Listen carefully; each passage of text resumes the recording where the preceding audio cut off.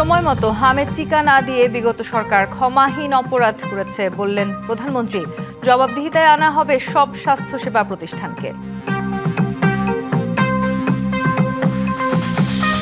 জনগণের আস্থা অর্জন ও নির্বাচনী ইশতেহার বাস্তবায়নে জোর সরকারের, বলল প্রধানমন্ত্রী প্রেস উইং। জুলাই সনদ বাস্তবায়নের দাবিতে মাঠে 11 দলীয় ঐক্য। জ্বালানি তেল সংকটে ভোগান্তি দেশ জুড়ে, সরবরাহ ঘাটতিতে বিক্রি বন্ধ বহু পাম্পে, কৃত্রিম সংকট সৃষ্টির প্রমাণ রয়েছে জানালেন সড়কমন্ত্রী।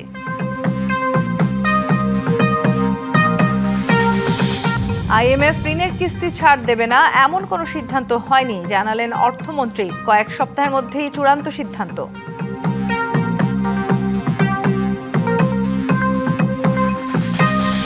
বাংলাদেশে প্রথম হজ ফ্লাইট সৌদি আরব পৌঁছেছে। প্রথম দিনেই যাচ্ছেন 5,000-এর বেশি হজযাত্রী। শতভাগ ভিসার কাজও শেষ করেছে হজ অফিস।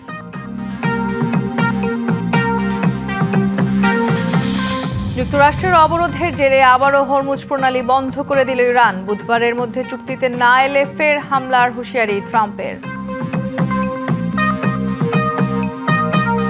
দেখছিলেন নাসিস ইন্ডেক্স গ্রুপ সংবাদ শিরোনাম। এবার জানাবো খবরের বিস্তারিত। আপনাদের সাথে আছি তাসনুভা তন্নি। সময় মতো হামের টিকা না দিয়ে অতীতের সরকার ক্ষমাহীন অপরাধ করেছে এমন মন্তব্য করেছেন প্রধানমন্ত্রী তারেক রহমান। স্বাস্থ্যসেবায় বৈষম্য দূর করতে কাজ চলছে জানিয়ে সরকার প্রধান বলেন, স্বাস্থ্যসেবার সব প্রতিষ্ঠানকে জবাবদিহিতার আওতায় আনা হবে। উপস্থিত সকলের দুপুরে রাজধানীর ওসমানী স্মৃতি মিলনায়তনে স্বাস্থ্য ও পরিবার কল্যাণ মন্ত্রণালয়ের UHFPO সম্মেলন আয়োজনে অংশ নেন প্রধানমন্ত্রী তারেক রহমান। সরকারের পক্ষ থেকে আমি আপনাদের সহযোগিতা চাইছি, আপনাদের সাহায্য চাইছি। হামির সংক্রমণে সন্তান হারানো পরিবারের প্রতি এ সময় সমবেদনা জানান সরকার প্রধান। বলেন, সময়মতো হামের টিকা না দিয়ে অতীতের সরকার ক্ষমাহীন অপরাধ করেছে। যারা তাদের প্রিয় সন্তানদেরকে হারিয়েছেন সেই সকল পিতা মাতা এবং স্বজনদের কাছে আমি ব্যক্তিগতভাবে আন্তরিকভাবে দুঃখ প্রকাশ করছি। সারা দেশে শিশুদেরকে হামের টিকা না দেওয়ার ফলে বিগত ইমিডিয়েট দুটি সরকারের জীবন বিনাশী ব্যর্থতা মনে হয় ক্ষমাহীন অপরাধ। ভবিষ্যতে আর কখনোই যাতে এ ধরনের ঘটনার পুনরাবৃত্তি না হয়, বর্তমান সরকার সারা দেশে জরুরি ভিত্তিতে হামের টিকা দিয়ে তড়িৎ ব্যবস্থা নেওয়ায় আল্লাহর রহমতে পরিস্থিতি অবনতি কিছুটা রোধ করা সম্ভব হয়েছে। স্বাস্থ্যসেবায় নিয়োজিত সব প্রতিষ্ঠানকে জবাবদিহিতার আওতায় আনা হবে উল্লেখ করে বৈষম্য কমানো হবে শহর ও গ্রামে বলে জানান প্রধানমন্ত্রী। বর্তমান সরকার ক্রমান্বয়ে স্বাস্থ্য খাতে জিডিপির 5% বরাদ্দ দেওয়ার পরিকল্পনা গ্রহণ করেছে। প্রতিটি হাসপাতাল ও স্বাস্থ্য কেন্দ্রকে জবাবদিহিতার আওতায় এনে নাগরিক স্বাস্থ্যসেবা নিশ্চিত করা মনে হয় এখন সময়ের একটি দাবি। দেশের স্বাস্থ্যসেবায় তার সরকারের পরিকল্পনার কথা তুলে ধরে প্রধানমন্ত্রী বলেন, প্রাথমিক স্বাস্থ্যসেবা নিশ্চিত করতে 1 লাখ স্বাস্থ্যকর্মী নিয়োগ দেওয়া হবে, যার 80% হবে নারী। এই স্বাস্থ্যসেবা ইউনিটগুলোর দায়িত্ব পালনের জন্য বর্তমান সরকার ধারাবাহিকভাবে সারা দেশে 1 লক্ষ হেলথ কেয়ার নিয়োগ দেওয়ারও একটি পরিকল্পনা বা সিদ্ধান্ত রয়েছে এবং এই হেলথ কেয়ারদের 80% হবেন নারী সদস্য। Afrin Anwar, DBC news, Dhaka. স্বাস্থ্য খাতে ব্যাপক অব্যবস্থাপনায় হামের বিস্তার ঘটেছে এমন মন্তব্য করেছেন বিরোধী দলীয় নেতা ও জামায়াত ইসলামীর আমির ডাক্তার শফিকুর রহমান। তিনি বলেন, সরকার দেশে কোনো সমস্যা দেখতে না পেলেও বাস্তবে সমস্যার পাহাড় জমে আছে। সকালে রাজধানীর শ্যামলী শিশু হাসপাতাল পরিদর্শন শেষে সাংবাদিকদের এসব কথা বলেন তিনি। এ সময় দেশের স্বাস্থ্য ব্যবস্থার সীমাবদ্ধতা নিয়েও উদ্বেগ প্রকাশ করেন জামায়াতের আমির।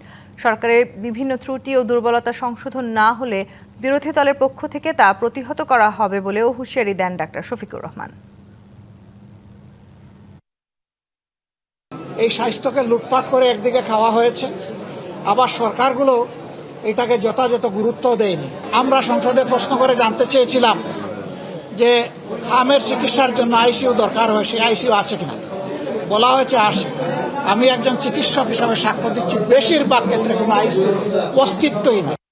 সরকার সবার আগে জনগণের আস্থা অর্জন এবং নির্বাচনী ইশতেহার বাস্তবায়নে জোর দিয়েছে, কথা বলেছেন প্রধানমন্ত্রীর প্রেস সচিব সালেহ শিবলি। বিএনপি সরকারের 2 মাস পূর্তিতে প্রধানমন্ত্রীর তেজগাঁও কার্যালয়ে সংবাদ সম্মেলনে এই কথা বলেন তিনি। সরকার তৃণমূল থেকে কেন্দ্র পর্যন্ত অবাধ তথ্য প্রবাহের সুযোগ তৈরি করেছে বলেও জানান তিনি। এ সময় প্রধানমন্ত্রীর উপদেষ্টা মাহাদি আমিন দাবি করেন, তারেক রহমানের রাষ্ট্র পরিচালনা ও ইতিবাচক পদক্ষেপ শুধু দেশেই নয়, আন্তর্জাতিক মহলেও প্রশংসিত। জানান, গেল 2 মাসে প্রধানমন্ত্রী প্রায় 60টি উল্লেখযোগ্য পদক্ষেপ নিয়েছেন। গত 2 মাসে সরকারের উপরে জনগণের আস্থা ফিরে এসেছে। বিশেষ করে আমরা দেখেছি মাননীয় প্রধানমন্ত্রী জনাব তারেক রহমানের উপরে জনগণের আস্থা ফিরে এসেছে। জনগণের কাছে যে সমস্ত আশা ভরসা, যে সমস্ত প্রতিশ্রুতি দিয়েছিলেন, তিনি প্রত্যেকটি প্রতিশ্রুতি পালনের চেষ্টা করছেন। দায়িত্ব গ্রহণের মাত্র 2 মাসের মধ্যেই সরকারের প্রতিশ্রুতি বাস্তবায়নের যে দৃশ্যমান অগ্রগতি রয়েছে তা দেশে বিদেশে ব্যাপকভাবে প্রশংসিত হচ্ছে। জুলাই সনদ ও গণভোটের রায় বাস্তবায়নের দাবিতে আজ থেকে পক্ষকালের কর্মসূচি নিয়ে মাঠে নেমেছে 11 দলীয় ঐক্যজোট। কর্মসূচির অংশ হিসেবে রাজধানীতে গণমিছিল করছে জোটটি। এর আগে বৃহস্পতিবার 11 দলের বৈঠক শেষে নতুন কর্মসূচি ঘোষণা করেন জামায়াত ইসলামের সেক্রেটারি জেনারেল মিয়া গোলাম পরওয়ার। এরই ধারাবাহিকতায় শনিবার রাজধানীর বিজয়নগর পানির ট্যাঙ্ক এলাকা থেকে মিছিলটি বের হয়। 11 দলীয় ঐক্যজোটের পূর্ব নির্ধারিত এই কর্মসূচিতে জুলাই সনদ ও গণভোটের রায় বাস্তবায়ন, জ্বালানি সংকট নিরসন ও দ্রব্যমূল্য নিয়ন্ত্রণ সহ জনদুর্ভোগ লাঘবের দাবি জানানো হয়।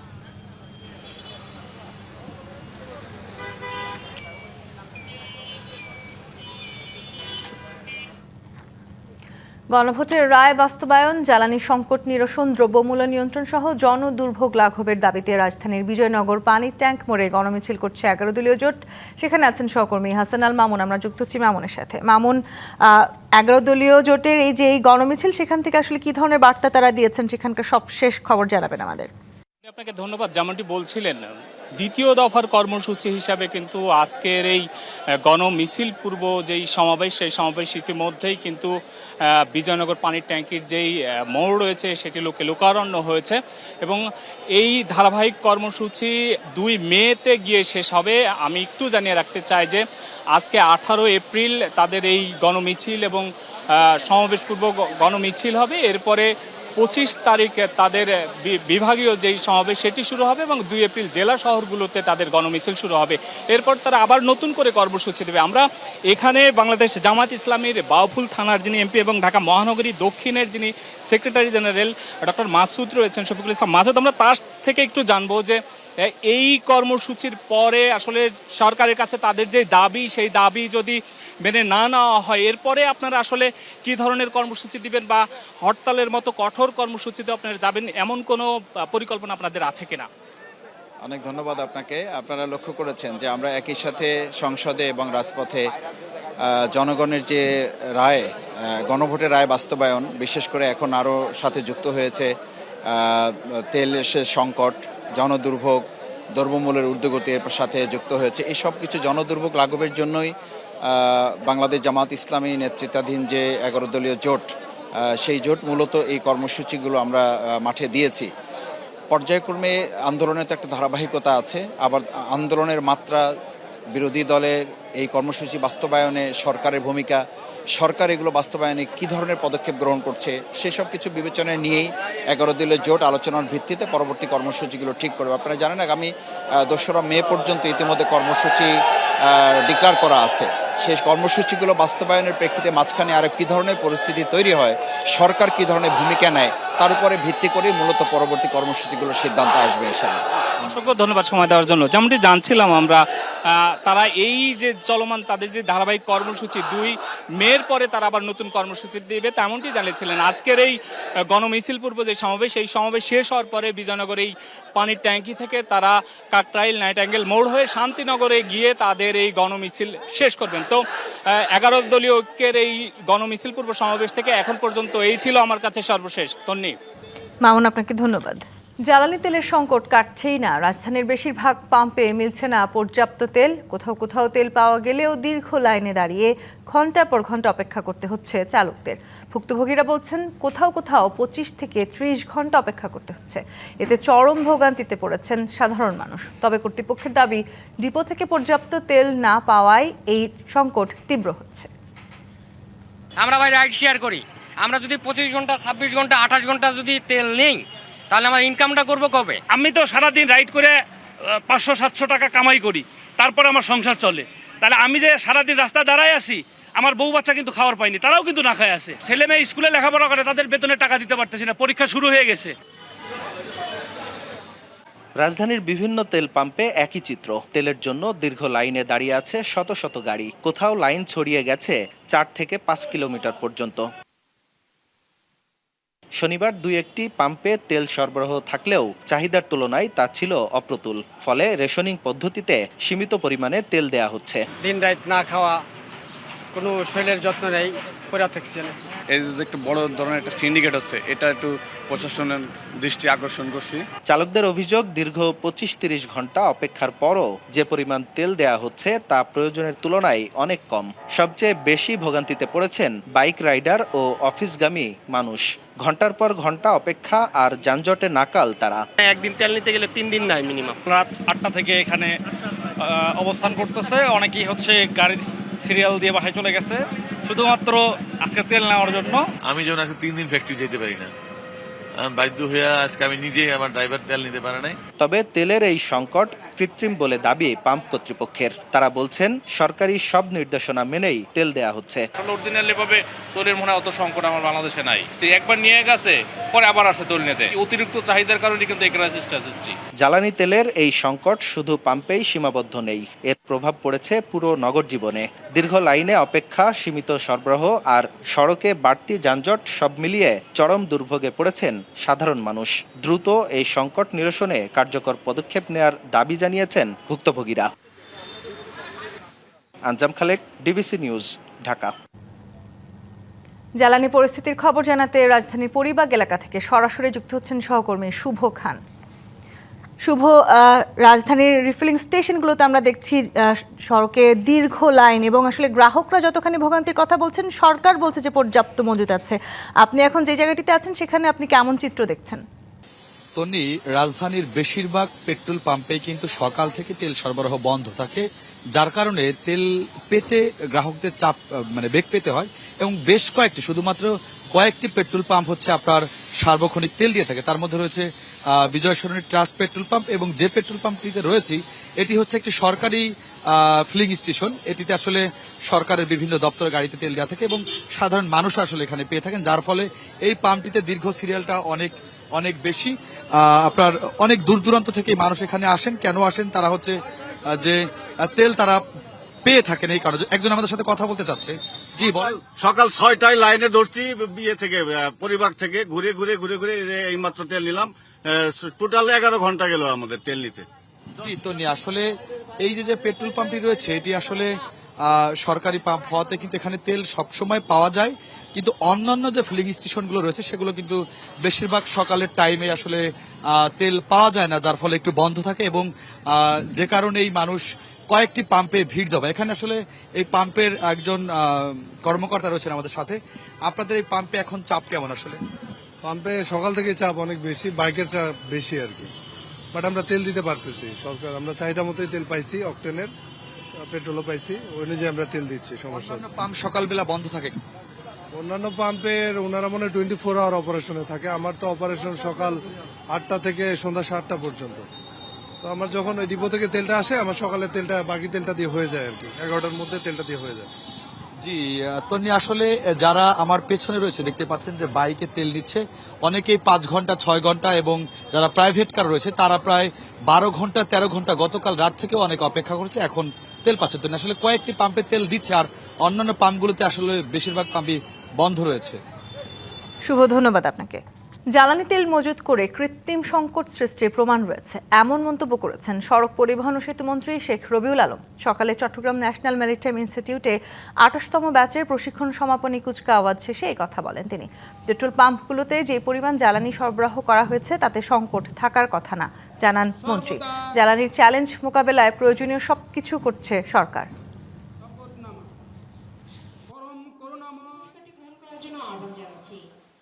কৃত্রিম একটা সংকট তৈরি করার অপচেষ্টা আছে বিধায় আমাদের কাছে প্রমাণিত হয়েছে, এবং আপনারা দেখবেন যে অনেক জ্বালানি বিভিন্ন জায়গা থেকে উদ্ধারও করা হয়েছে, সেটা মজুদ থাকার কথা ছিল না, এবং সেটা দেখবেন যে লাখ লাখ লিটারও হবে। জ্বালানি মন্ত্রণালয় এই ব্যাপারে তো প্রয়োজনীয় পদক্ষেপ নিচ্ছে। একটা আন্তর্জাতিক সংকট চলছে, চ্যালেঞ্জও চলছে। ডেফিনেটলি আমাদের সরকার সেটাকে ভালোভাবেই মোকাবেলা করছে। গরম বাড়তে না বাড়তেই আবারও দেখা দিয়েছে লোডশেডিং, ফলে জনসাধারণের দুর্দশা চরমে উঠেছে। লোডশেডিংয়ের বড় ধাক্কা লেগেছে ঢাকার বাইরে। গ্রামাঞ্চলে প্রতিদিন 10 থেকে 14 ঘন্টা লোডশেডিংয়ে দুর্ভোগে মানুষ। সিলেট জুড়ে দেখা দিয়েছে তীব্র লোডশেডিং, দিনের বেশিরভাগ সময়ই থাকছে না বিদ্যুৎ। গরম বাড়ার সঙ্গে সঙ্গে লোডশেডিংও বেড়ে যাওয়ায় চরম দুর্ভোগে পড়েছেন নগরবাসী। প্রতি 1 ঘন্টা পর পর লোডশেডিং করার ফলে জনজীবন বিপর্যস্ত হয়ে পড়েছে। চাহিদার তুলনায় কম বিদ্যুৎ বরাদ্দ দেওয়ায় সিলেটে বৃহস্পতিবার 40% লোডশেডিং করা হয়েছে। এদিকে পাবনায় তীব্র লোডশেডিংয়ে জনজীবন চরমভাবে বিপর্যস্ত। এতে সবচেয়ে বেশি ক্ষতির মুখে কৃষক। নিরবিচ্ছিন্ন বিদ্যুৎ সরবরাহ না থাকায় ব্যাহত হচ্ছে সেচ কাজ। এতে ফসল উৎপাদন হুমকির মুখে পড়েছে। পাশাপাশি শহর থেকে গ্রামের সব জায়গায় ব্যাহত হচ্ছে নিত্যদিনের কাজকর্ম। সংস্কার নিয়ে আইএমএফের সঙ্গে সরকারের কোনো বিরোধ নেই। সংস্থাটির সঙ্গে আলোচনা চলছে। আগামী কয়েক সপ্তাহের মধ্যেই ঋণের বাকি কিস্তি ছাড় দেওয়ার বিষয়ে সিদ্ধান্ত আসবে বলে জানালেন অর্থ পরিকল্পনা মন্ত্রী আমির খসরু মাহমুদ চৌধুরী। যুক্তরাষ্ট্রের ওয়াশিংটন ডিসিতে বিশ্ব ব্যাংক আইএমএফের বসন্তকালীন বৈঠকের পর তিনি সাংবাদিকদের একথা জানান। এ সময় তিনি মন্তব্য করেন, উন্নয়ন সহযোগীদের সঙ্গে সম্পর্ক একটি চলমান প্রক্রিয়া, সেখানে সরাসরি হ্যাঁ বা না বলার সুযোগ নেই। করোনার পর বাংলাদেশ ব্যাংকের রিজার্ভে ধারাবাহিক পতন শুরু হলে উন্নয়ন সহযোগী সংস্থা আইএমএফের কাছে ঋণের দ্বারস্থ হয় আওয়ামী লীগ সরকার। সংস্থাটির সঙ্গে 2023 সালে $470 কোটি রিজার্ভ সহায়তা ঋণের চুক্তি সই হয়। পরে অন্তর্বর্তী সরকারের সময় এ ঋণের আকার বেড়ে হয় $550 কোটি। কিন্তু আর্থিক খাত সহ বাংলাদেশের অর্থনীতিতে বেশ কিছু সংস্কার প্রশ্নে অন্তর্বর্তী সরকারের শেষ দিকে ঋণের অর্থ ছাড় করেনি আইএমএফ। সে সময় প্রতিশ্রুতি ছিল নির্বাচিত সরকার এলে ছাড় পাবে ঋণের $170 কোটি। সম্প্রতি কয়েকটি গণমাধ্যমে খবর আসে, সংস্কার প্রশ্নে দ্বিমত থাকায় আটকে যাওয়া ঋণের কিস্তি জুনের মধ্যে ছাড় পাচ্ছে না নির্বাচিত সরকারও। তবে এমন দাবি নাকচ করে দিয়ে অর্থ ও পরিকল্পনা মন্ত্রী জানালেন, ঋণের অর্থ ছাড় হবে না এমন কোনো সিদ্ধান্ত এখনো হয়নি। হ্যাঁ না তো বলার কোনো সুযোগ নেই। আর এটা বুঝতে হবে বিষয়গুলো একটা চলমান প্রক্রিয়া, এটা কোনো একদিনের সিদ্ধান্ত না, 1 ঘন্টার সিদ্ধান্ত না। অর্থমন্ত্রী বলেন, কিছু বিষয়ে সরকারের সঙ্গে দ্বিমত আছে, তবে তা নিয়ে আলোচনা চলছে। আইএমএফ এর সাথে যে আলোচনাটা সেটা অব্যাহত থাকবে, কারণ আমরা অনেকগুলো ইস্যু সলভ করেছি, কয়েকটা ইস্যু এখন আলোচনার মধ্যে আছে। যে বিষয়গুলো এখনো রিজলভ হয় নাই, এগুলো আগামী দিনে আলোচনার মধ্যে আসবে, এটাই পরিষ্কার সিদ্ধান্ত। জানান, বিশ্বব্যাংক, আইএমএফ সহ উন্নয়ন সহযোগী সংস্থাগুলো বাংলাদেশের বিষয়ে খুবই ইতিবাচক। বিএনপির নির্বাচনী ইস্তেহারকে তারা সমর্থন করে বলেও দাবি করেন তিনি। সবাই মোটামুটি বিএনপির নির্বাচনী যে ইস্তেহার এটার সাথে অ্যালাইন হয়েছে। কিভাবে এটা আমরা বাস্তবায়ন করবো, এখানে যে সমস্যাগুলো সমাধান করবো, অ্যাপ্রোচটা কি হবে, এটা নিয়ে আমাদের মধ্যে আলোচনা চলছে। এর আগে শুক্রবার বিশ্বব্যাংক আইএমএফের বসন্তকালীন বৈঠকে আইএমএফের আলাদা 2টি প্রতিনিধিদের সঙ্গে বৈঠক করেন অর্থ ও পরিকল্পনা মন্ত্রী। মুস্তফা মাহবুব, ডিবিসি নিউজ ডেস্ক। দলীয় সরকারের অধীনে শিক্ষা প্রতিষ্ঠান প্রধান ও সহকারী প্রধান নিয়োগ পরীক্ষা, কিন্তু তাতে নেই কোনো দলীয় পক্ষপাতমূলক প্রশ্ন। ফলে শিক্ষকদের প্রশংসায় ভাসছে সরকার। শনিবার অনুষ্ঠিত এই পরীক্ষা শেষে সরকারের এই নিয়োগ প্রক্রিয়ায়ও সন্তুষ্টি জানান শিক্ষকরা। এদিকে অনিয়ম ঠেকাতে নিয়োগ প্রক্রিয়ায় নজরদারি রাখার কথা বলছে সরকার। গভীর মনোযোগে যারা পরীক্ষা দিচ্ছেন তারা কেউই শিক্ষার্থী কিংবা চাকরি প্রত্যাশী নন। সবাই 1.5 যুগেরও বেশি সময় ধরে শ্রেণীকক্ষে পড়াচ্ছেন, অনেকে পরিচালনা করছেন শিক্ষা প্রতিষ্ঠানও। দেশের এমন প্রায় 53,000 শিক্ষক শনিবার পরীক্ষায় বসেছেন প্রতিষ্ঠান প্রধান কিংবা সহকারী প্রধানের নিয়োগ পরীক্ষায়। রাজধানীর 9টি কেন্দ্রে 4টি গ্রুপে অনুষ্ঠিত হয় এই পরীক্ষা। এই প্রথম এসব পদে নিয়োগে নেওয়া হচ্ছে এমন পরীক্ষা। সকালে রাজধানীর বেশ কয়েকটি কেন্দ্র পরিদর্শন করেন শিক্ষামন্ত্রী আ.ন.ম এহসানুল হক মিলন। এ সময় পরীক্ষার পরিবেশে সন্তুষ্টি জানিয়ে সবাইকে সুষ্ঠুভাবে দায়িত্ব পালনের নির্দেশ দেন। পরীক্ষার মাধ্যমে এই নিয়োগ প্রক্রিয়ায় সাধুবাদ জানান শিক্ষকরা। আমরা এটা খুব সন্তুষ্ট এবং আমরা যে পদের বিপরীতে পরীক্ষা দিয়েছি, আমি মনে করি পদের বিপরীতে প্রশ্নপত্র হয়েছে। এই পদটা নিলামে বিক্রি হতো। নিলামে বিক্রি মানে কেমন? যে এই পদটা 15 লাখ 20 লাখ টাকা যে দিতে পেরেছে, অথবা রাজনৈতিক দলের প্রভাবশালী ব্যক্তি, তাদের মেধা থাক বা না থাক তারাই শুধু চান্স পেয়েছে এবং তারাই প্রতিষ্ঠান প্রদান হয়েছে। এতে আমি সাধুবাদ জানাচ্ছি, খুব ভালো উদ্যোগ। এতে আমরা মহিলারা অনেকটা সুযোগ পেয়েছি। এবারের পরীক্ষায় ছিল না কোনো দলীয় পক্ষপাতমূলক প্রশ্ন, যাতে প্রশংসায় ভাসছে সরকার। আমরা আশা করছিলাম যে বর্তমান প্রধানমন্ত্রী বা তার পরিবার বা যিনি প্রয়াত হলেন হয়তো কোনো প্রশ্ন থাকবে, কিন্তু আমরা আসলে পাইনি। অবশ্যই সাধুবাদ জানাই, এই ধারা যদি অব্যাহত থাকে ভালোই হবে।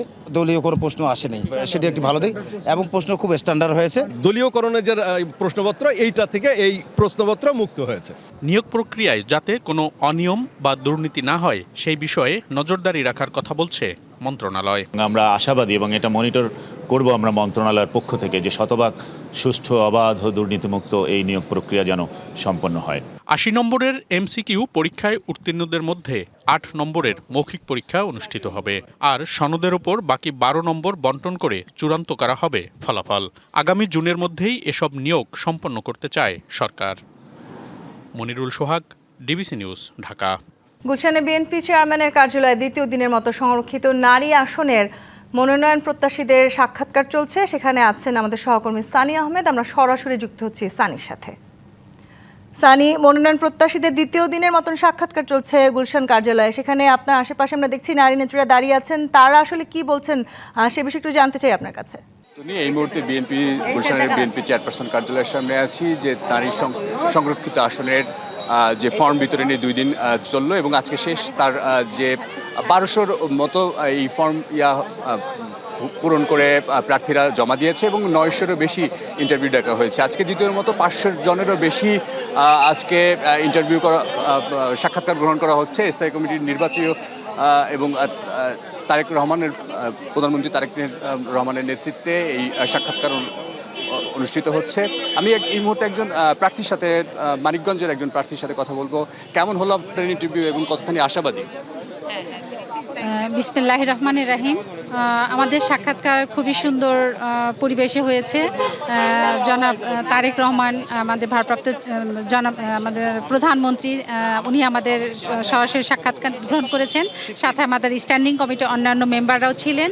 ওনারা আমাদের প্রত্যেককেই, আমার যেটা ভালো লেগেছে, আমাদের প্রত্যেককে জিজ্ঞাসা করেছে যে আপনার বাবার নাম এবং আপনাদের বাবারও পরিচয়, আমার বাবার পরিচয় জিজ্ঞাসা করেছেন, প্লাস আমার রাজনৈতিক পরিচয় জিজ্ঞাসা করেছেন। যেহেতু আমি বিএনপি পরিবারের একজন সদস্য, আমি বিএনপি পরিবার থেকে উঠে আসা, আমি ছাত্র রাজনীতি করে আজ মহিলা দল করছি। আমি মহিলা দলের মানব উন্নয়ন বিষয়ক সম্পাদক হিসেবে কাজ করছি। আমার নাম খন্দকার ফরহানা ইয়াসমিন আতিকা। আমি মানিকগঞ্জ 1 আসন থেকে সরাসরি আসনের নির্বাচনের জন্য প্রার্থী হয়েছিলাম, এখন সংরক্ষিত মহিলা আসনের জন্য প্রার্থী হয়েছি। আমি আসলে চেয়ারম্যান বা অন্যান্য নেতারা যেভাবে কথা বলেছেন তাতে আমি অনেকখানি আশাবাদী যে তারা একটা যে অন্তত আমাদেরকে ক্লিয়ার করতে পেরেছেন যে তারা মাঠের কর্মীকে বা মাঠের নেতৃত্বকে মূল্যায়ন করবেন। এটাই আমার, এর জন্য আমি আশাবাদী। যেহেতু আমি 17 বছর একটা মাঠে ছিলাম, আমি আশাবাদী। জি, ধন্যবাদ। শুনছিলেন তার সংগ্রাম এবং তার যে এই প্রক্রিয়া, সেই প্রক্রিয়ার কথাই আমাদেরকে জানাচ্ছিলেন। আমরা আরেকজন প্রত্যাশী প্রার্থীর সাথে কথা বলবো। আমরা জানবো তার অনুভূতিটা কেমন এবং তার যে শীর্ষস্থানীয় নেতৃবৃন্দের সাথে যে সাক্ষাৎকার গ্রহণ হলো, সেই সাক্ষাৎ গ্রহণের তার যে অভিপ্রায়, সেটি আমরা জানার চেষ্টা করব। বলেন কি যে বিসমিল্লাহির রহমানির রহিম। ধন্যবাদ আপনাকে। যে কি জানতে চান বলুন। আপনি তো নিশ্চয়ই সাক্ষাৎকার দিয়েছেন, কেমন আপনার অভিজ্ঞতা হলো এবং কতখানি আশাবাদী, এবং আপনার নাম বলে?